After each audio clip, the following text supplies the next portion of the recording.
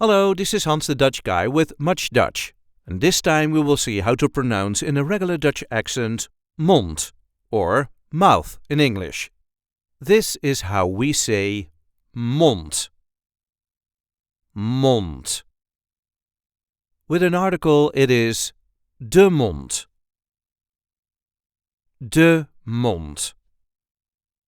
The plural form is monden. Monden.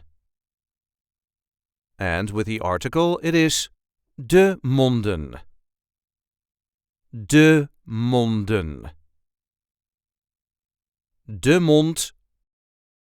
De monden.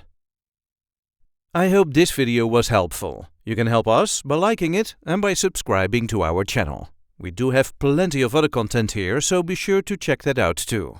And if there are any words you need help pronouncing in Dutch, just let us know in the comments, and we will get that word on MuchDutch as soon as possible. Tot ziens!